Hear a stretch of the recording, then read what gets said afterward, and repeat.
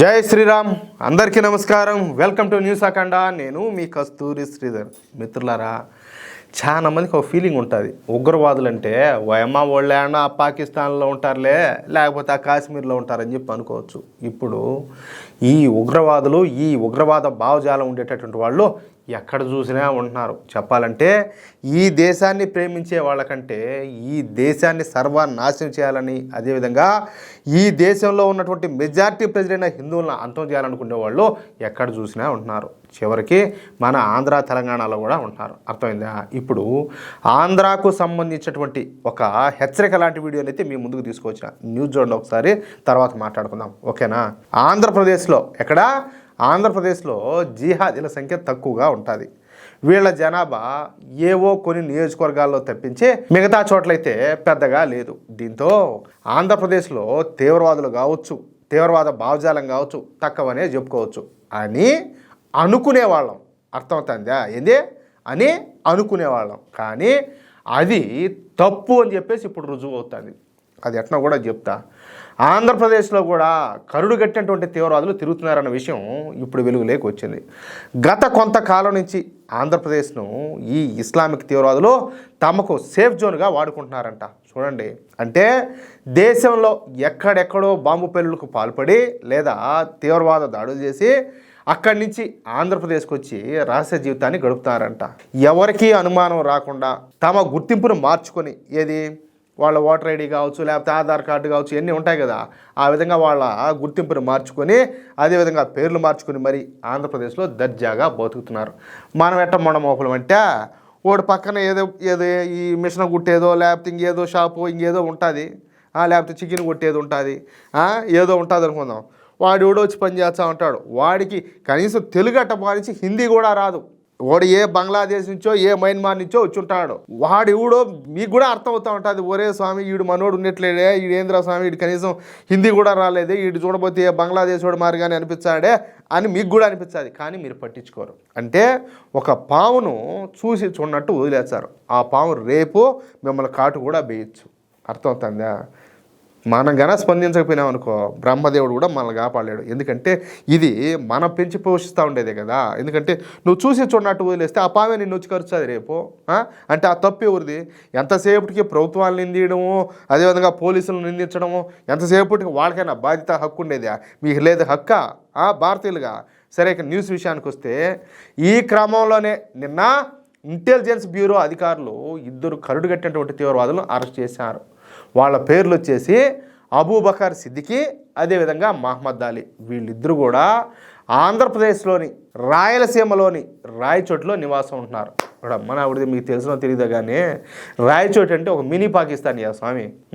అక్కడ బంగ్లాదేశ్ వాళ్ళు ఉండొచ్చు, పాకిస్తాన్ వాళ్ళు ఉండొచ్చు, తీవ్రవాదులు కాదు, వాళ్ళ అమ్మ మొగుళ్ళు కూడా ఉంటారు ఆడ. ఎందుకంటే ఆ విధంగా ఉంటుంది అక్కడ పరిస్థితి. మీరు చూసే ఉంటారు, రీసెంట్గా ఒక 2-3 గొడవలు కూడా జరిగినాయి. ఏది? ఒకటి చెన్నకేశవ స్వామి ఊరేగింపు సందర్భంలో ఒకటి, అంతకుముందు అయ్యప్ప స్వామి ఊరేగింపు సమయంలో ఒకటి, ఈ విధంగా 2 గొడవలు కూడా జరిగినాయి. ఈ గొడవలు అనేవి కొత్త ఏం కాదు ఆడ. ఎందుకంటే అక్కడ ఈ జిహాదీ మనస్తత్వం ఉన్నటువంటి వాళ్ళ సంఖ్య ఎక్కువగా ఉండాలి. దానివల్ల ఇట్లాంటివన్నీ కూడా జరుగుతూ ఉండాలి అని చెప్పి అనుకున్నాం. కానీ ఇప్పుడు చూస్తే ఏకంగా కరుడుగట్టినటువంటి తీవ్రవాదులు ఏమే ఆల్రెడీ నేరాలు చేసి, ఆల్రెడీ బాంబు పేలుళ్ళు జరిపి, ఎన్నో హత్యలు చేసి వచ్చి అక్కడ సేఫ్గా ఉన్నారు వాళ్ళ మధ్యలో. మనకు తెలియదు కదా. మనమేమో పొద్దున్న లేసి ఆడిపోతాం. ఎందుకంటే పేర్లు లేని ఎత్తే కొంచెం బాగుండదేమో. ఏది ఆ వర్గానికి చెందిన వాళ్ళు, ఆయన చాయ్ భలే పెడతాడు, ఇరానీ చాయ్ బాగా గాంచి పెడతాడు, నోట్లో బాగా పోస్తాడు అనేది పొద్దున్న లేసి ఆడిపోయి చాయ్ తాగేది.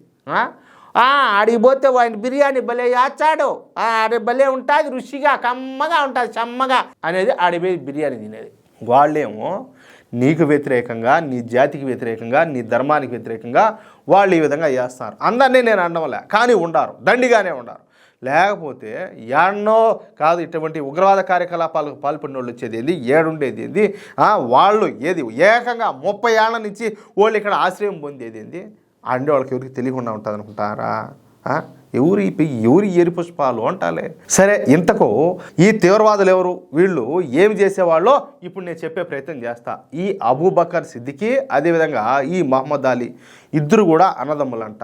అబ్బా అబ్బా అబ్బా, ఈ రాడికల్ ఇస్లామిక్ భావజాలాన్ని నింపుకున్నటువంటి తీవ్రవాదులు వీళ్ళిద్దరు కూడా. వీళ్ళది వచ్చేసి ఆంధ్ర కాదు, తెలంగాణ కాదు, వీళ్ళది తమిళనాడు. చెప్పేదేమని, ఏ రాష్ట్రాల నుంచి అయినా వచ్చారో, బంగ్లాదేశ్ నుంచి అయినా వచ్చారు, మయన్మార్ నుంచి అయినా వచ్చారు, చెప్పాలంటే ఏకంగా పాకిస్తాన్ నుంచి వచ్చినా కూడా మీరు కనిపెట్టలేరు. ఎందుకంటే వాళ్ళని ఆ విధంగా సేఫ్ జోన్లో దాచిపెడతారా అంటే వాళ్ళ సపోర్టర్స్. అర్థమైందా?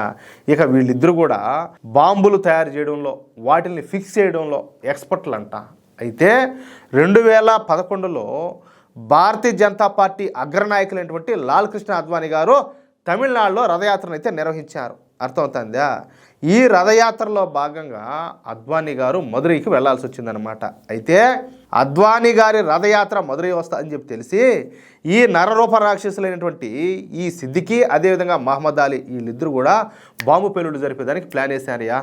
అందుకు సంబంధించినటువంటి పేలుడు పదార్థాలను కూడా ఫిక్స్ చేశారంట. అయితే దేవుడి దయ వలన టైం బాగుండి ఆ సంఘటన నుంచి అద్వానీ గారు బ్రతికి బయటపడినారు. సరే, ఇక ఇంకొంచెం వెనకపోతే ఈ అన్నదమ్ములు ఇద్దరు కూడా 1995లో, ఎప్పుడో 1995లో తమిళనాడులో ఉన్నటువంటి హిందూ మున్నాని ఆఫీస్ పైన బాంబు దాడులు చేశారు. అంటే అదొక హిందూ సంస్థ అనమాట, తమిళనాడులో బాగా ఫేమస్. దాని మీద దాడులు చేశారు. అలాగే అదే 1995 సంవత్సరంలోనే మళ్ళీ నాగోర్లో పార్సిల్ బాంబులను పంపించి అనేక మంది చావుకు కూడా కారణమైనారు. ఇక 1999లో చెన్నైలో ఈ కమిషనర్ కార్యాలయాన్ని పేల్చేయడానికి ఇద్దరు కూడా విశ్వ ప్రయత్నం చేశారు. ఇక 2012లో వేలూరులో డాక్టర్ అయినటువంటి అరవిందరెడ్డి గారిని హత్య చేసి అక్కడి నుంచి పరారైపోయినారు.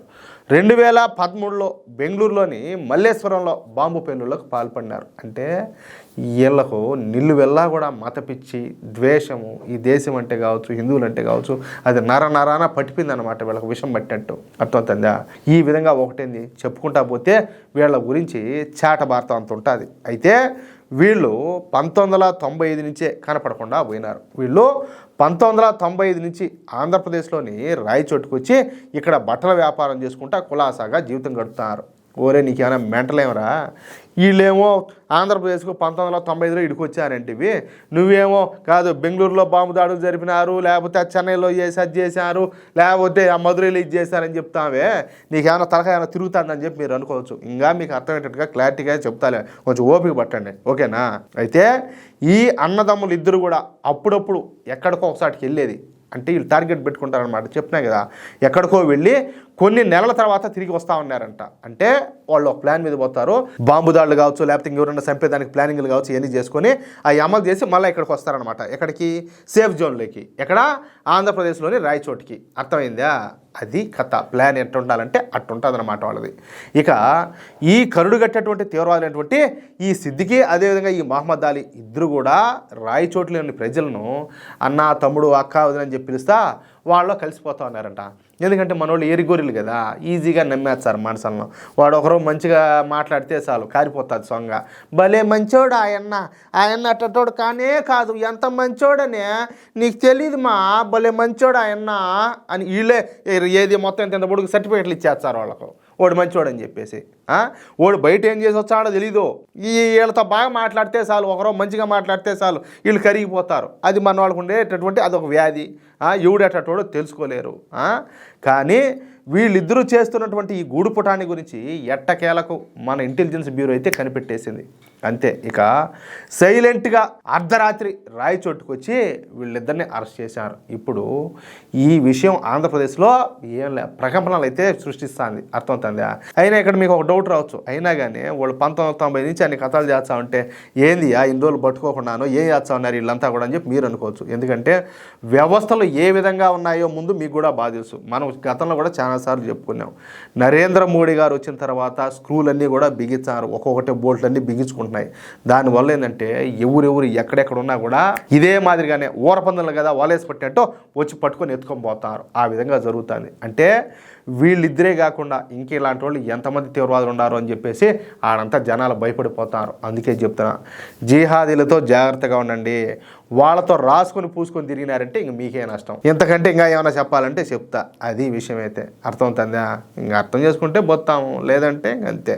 మిత్రులారా, ఈ న్యూస్ కనుక మీకు నచ్చినట్లయితే, అదేవిధంగా నా మాటలతో మీరు ఏకీభవిస్తే తప్పనిసరిగా ఈ న్యూస్ నలుగురికి షేర్ చేయండి. అదేవిధంగా ప్రతి ఒక్కరు కూడా మీ యొక్క అమూల్యమైనటువంటి అభిప్రాయాలను స్పష్టంగా కామెంట్ రూపంలో తెలియజేయండి. ఇంకో విషయం ఏంటంటే, ఇంతవరకు మీరు కనుక మన ఛానల్ను సబ్స్క్రైబ్ చేసుకున్నట్లయితే ప్రతి ఒక్కరు కూడా మన ఛానల్ను సబ్స్క్రైబ్ చేసుకోండి, సపోర్ట్ చేయండి ప్లీజ్. జై శ్రీరామ్, జై హింద్.